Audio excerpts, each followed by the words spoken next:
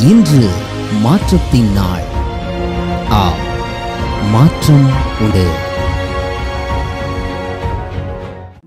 ஆண்டவராகிய இயேசுவின் நாமத்தினாலே மாற்றம் உண்டு என்கிற இந்த அனுதின தியானத்தின் மூலமாக உங்களை சந்திக்கிறதுல எனக்கு மிகுந்த சந்தோஷம்.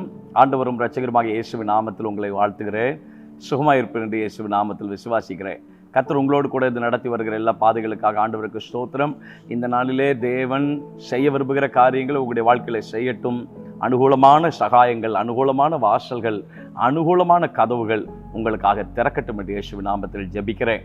நெடுநாள் ஜெபங்கள், நெடுநாள் சோர்வுகள், நெடுநாள் காத்திருப்புகள் இந்த நாளிலே நிச்சயமாய் நிறைவேறட்டும். கர்த்தர் இன்றைக்கும் நம்முடைய வாழ்க்கையில கிரியை செய்கிறார் என்பதை உங்கள் வாழ்க்கையிலே கர்த்தர் நிரூபித்து காண்பிக்கட்டும் என்று இயேசுவின் நாமத்தினாலே நான் ஜெபிக்கிறேன். 57, 58, 59, 60 இந்த அதிகாரங்களில் எல்லாம் சங்கீதங்களின் புஸ்தகங்களிலே சங்கீதக்காரனாகிய தாவீது அடைப்பட்டிருக்கக்கூடிய சூழ்நிலைகளிலே அவன் ஜெபிக்கிறான். ஆண்டவரே, சகல வாசல்களும் அடைக்கப்பட்டிருக்கிறதே, சகல சூழ்நிலைகளும் அடைக்கப்பட்டிருக்கிறதே, என்னை சுற்றி எல்லா வாசல்களும் அடைப்பட்டிருக்கும் போது நாங்கள் என்ன செய்ய முடியும் தேவனே என்று சொல்லி, நீர் என்னோடு கூட தான் இருக்கிறீரா? ஏன் எனக்கு இந்த தத்தளிப்பு? ஏன் எனக்கு என் ஜெபங்களுக்கு பதில் வரவில்லை? ஏன் இந்த பாதையில் என்னை நடத்துகிறீர்? ஏன் எனக்கு இந்த நெருக்கமான சூழ்நிலை? ஏன் என்னை ஆமென் ஸ்தோத்திரம் தேவையில்லாமல் சத்துருக்கள் என்னை நெருக்கி வர வேண்டும், துரத்தி வர வேண்டும் என்கிற கேள்விகள் எல்லாம் தாவீதுக்குள்ளே எழும்பி இருக்கலாம். நீங்கள் இந்த 4 சங்கீதங்களை நீங்கள் வாசித்து பார்ப்பேன்னு சொன்னால் தாவீதினுடைய நெருக்கமான ஒரு சூழ்நிலைகளை நாம் அந்த இடத்துல நாம் வாசிக்க முடியும். ஆனால் 1 நாளாகமத்தின் புஸ்தகத்திலே தேவன் சில பாதைகளை திறந்து வைத்திருக்கிறார் என்பதை வாசித்த போது தேவன் எத்தனை ஆச்சரியமான தேவன், நமக்காகவும் எவ்வளவு பெரிய காரியங்களையும் அவர் செய்ய வல்லவர் என்பதை புரிந்து கொண்டு தேவனுக்கு நன்றி செலுத்த ஆண்டவர் நமக்கு உதவி செய்வாராக. 16ஆம் வசனத்திலே ஒரு அற்புதமான ஒரு வார்த்தை இருக்கிறது. பின்னும் பென்யமின் புத்திரரிலும் யூதா புத்திரரிலும் சிலர் அரணான ஸ்தலத்தில் இருக்கிற தாவீதினிடத்துல வந்தார்கள். ஆனால் முதல் வசனத்திலே தாவீது அடைப்பட்ட சூழ்நிலையில் இருக்கிறான்.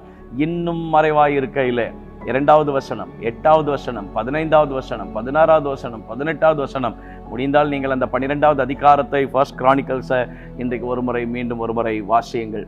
ஒன்றுமே கிடைக்கக்கூடாது, எந்த பாதைகளும் திறக்கக்கூடாது என்று மனுஷன் சுற்றிலும் பாதைகளை அடைத்தான். வானத்தின் வாசலையோ பரலோகத்தின் பாதைகளையோ பரலோகத்தின் வாசலையோ ஒருவராலும் அடைக்கவே முடியவில்லை, ஒருவராலும் அடைக்கவே முடியாது. அவன் இன்னும் மறைவாய் இருக்கையில, இன்னும் வாசல்கள் அடைக்கப்பட்டிருக்கக்கூடிய சூழலில் கர்த்தர் திறந்த வாசல்கள் எல்லாம் எப்படிப்பட்ட வாசல்கள் தெரியுமா? தாவீதை சந்திக்க கூடாது என்று அடைப்பட்டிருந்த அந்த சூழ்நிலையில 2வது வசனத்தில் வாசிக்கிறோம், யுத்தத்திற்கு ஒத்தாசை செய்த வில் வீரரும் கவன்கள் எரிகிறதற்கும் வில்லினால் அம்பு எய்கிறதற்கும் வலது இடது கைவாட்டமான பராக்கிரமசாலிகள் தாவீதினிடத்தில் வந்தார்கள். 8வது வசனம், காத்தியரில் பரிசையும் ஈட்டியும் பிடித்து சிங்கமுகம் போன்ற முகமும் மலைகளிலிருந்து வெளிமான் வேகம் போன்ற வேகமுள்ள யுத்த சேவகர்கள் தாவீதின் பட்சமாய் வந்தார்கள். 15வது வசனம், யோர்தான் கரை புரண்டு போயிருக்கிற 1ஆம் மாதம் அதை கடந்து கிழக்கேயும் மேற்கேயும் பள்ளத்தாக்குகளிலே இருக்கிற யாவரையும் துரத்தி விட்டவர்கள் தாவீதினிடத்தில் வந்தார்கள். 16ஆம் வசனம், எந்த குடும்பம் தாவீதுக்கு அகைன்ஸ்டா எழும்பினதோ அந்த குடும்பம் தாவீதினிடத்தில் வருவதற்கு ஆண்டவர் உதவி செய்தார். 18வது வசனம், அப்பொழுது அதிபதிகளுக்கு தலைவனான அமாசாயின் மேல் ஆவி இறங்குறதினால அவன், தாவீதே, நாங்கள் உம்முடையவர்கள், ஈசாயின் குமாரனே உமது பட்சமாய் இருப்போம், உமக்கு சமாதானம், உமக்கு உதவி செய்கிறவர்களுக்கு சமாதானம், உம்முடைய தேவன் உமக்கு துணை நிற்கிறார் என்று அவன் பட்சமாய் வந்து சேர்ந்தார்கள். 22ஆம் வசனத்தை நான் இப்படி முடிக்க விரும்புகிறேன். அக்காலத்திலே நாளுக்கு நாள் தாவீதுக்கு உதவி செய்யும் மனுஷர் அவனிடத்திலே வந்து சேர்ந்தபடியினாலே அவர்கள் தேவ சேனையை போல மகா சேனையானார்கள். First Chronicles chapter 12 verse number 22, from day to day men came to David to help him until there was a great army like an army of God. தாவீதினுக்கு ஒன்றும் கிடைக்கக்கூடாது, ஒருவரும் சந்திக்க கூடாது என்று மனுஷன் ஒரு வாசலை அடைத்தான். கர்த்தர் திறந்த வாசல்கள் எல்லாம் யுத்த வீரர்களும் வில் வீரர்களும் சிங்கமுகம் போன்றவர்களும் படை தளபதிகளும் யாரெல்லாம் விரோதமாக எழுப்பினார்களோ அவர்களும், யோர்தான் கரை புரண்டு ஓடும்போது அதை தடுத்து யுத்தம் பண்ணின யுத்த சம்பத்தினரும் தாவீதினிடத்தில் வந்து சேருவதற்கு கர்த்தர் திறந்த வாசல் எல்லாம் இருக்கிறதுல பெஸ்டான வாசலை கர்த்தர் திறந்தார்.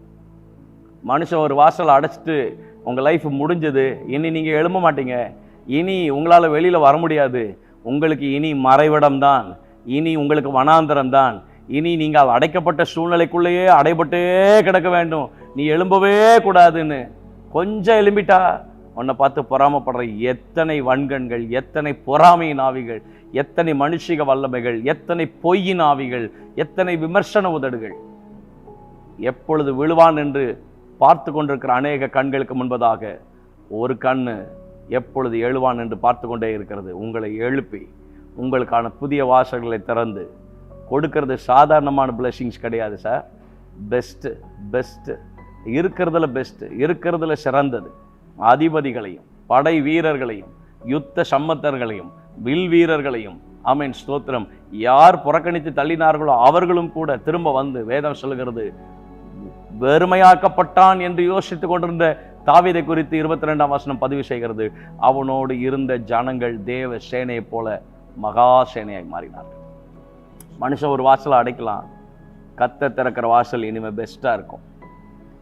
என் வாழ்க்கையை முடிச்சிட்டான், என் வாழ்க்கை முடிஞ்சு போச்சு, இவன் வாழ்க்கையை முடிச்சிட்டோம், இவன் ஊழியத்தை முடிச்சிட்டோம், இவனுடைய தொழிலை முடிச்சிட்டோம், இவனுடைய வேலையில் நாம் பேட் நேம் கிரியேட் பண்ணி வச்சுட்டோம், இவனுக்கு கெட்ட பேரை ஏற்படுத்தி விட்டுட்டோம். மனுஷன் கம்பீரித்து கொண்டிருக்கலாம், கொக்கரித்து கொண்டிருக்கலாம். கர்த்தர் இனி உங்கள் வாழ்க்கையில செய்ய போகிற கிரியைகள் எப்படிப்பட்டவைகள் தெரியுமா? பெஸ்ட் ஒன், சிறந்தது. அடைபட்டு கிடக்க வேண்டும் என்று, கிடைக்க கூடாது என்று அடைபட்டிருக்கிற வாசல்களுக்கு நடுவில் எதிர்பாராத சகாயத்தை கர்த்தர் உங்களுக்கு கொடுத்து புதிய புதிய வாசல்களை திறந்து அதில் பெஸ்ட்டான நன்மைகளை உங்கள் கையில் கொண்டு சேர்ப்பதற்கு என் தேவன் உண்மையில் ஆண்டவர். இதை இன்றைக்கு உங்களுக்கு நான் தீர்க்க தரிசனமான வார்த்தையை உங்களுக்கு பதிவு செய்கிறேன். நிச்சயம் உங்கள் வாழ்க்கையில் இனி வரும் நாட்களில் காண்பதற்கு ஆண்டவர் அனுக்கிரகம் செய்வார். கர்த்தர் உங்களுக்கு திறக்கக்கூடிய வாசல்கள் எல்லாம் பெஸ்ட்டான டோர்ஸாக இருக்கும். நிச்சயமாய் தேவன் வானத்தின் வாசலை அடைக்க மாட்டார். நிச்சயமாய் தேவன் பரலோகத்தின் வாசலை அடைக்க மாட்டார். மனுஷன் நம்மை சுற்றி இருக்கிற எல்லா வாசல்களையும் அடைத்தாலும் கர்த்தருடைய வாசல் ஒரு நாளும் அடைபடாது. தேவன் திறந்த வாசலை வைத்திருக்கிறார். இயேசுவின் நாமத்தில் நம்முடைய பிள்ளைகளுக்காக ஜெபிக்கிறோம். கிருபை அதிகமாக நம்முடைய பிள்ளைகளோடு கூட இருந்து வழி நடத்தட்டும். மனுஷன் எங்களுக்கு விரோதமாய் ஒரு வாசலை அடைக்கலாம், கர்த்தர் புதிய வாசல்களை திறந்து புதிய பாதையில் நடத்துவதற்கு எங்கள் தேவனீர் உண்மையுள்ள ஆண்டவர் என்பதை நாங்கள் அறிந்திருக்கிறோம். கிருபை அதிகமாய் அதிகமாய் அதிகமாய் அதிகமாய் அதிகமாய் நம்முடைய பிள்ளைகளை சூழ்ந்து கொள்ளட்டும். தேவ கிருபைக்குள்ளதாய் மறைத்து கொள்ளும். இயேசுவின் நாமத்தில் ஜெபிக்கிறோம் நல்ல பிதாவே, ஆமென். God bless you. கர்த்தர் உங்களோடு கூட இருந்து அற்புதமாய் ஆச்சரியமாய் உங்களை நடத்துவாராக. ஆமென்.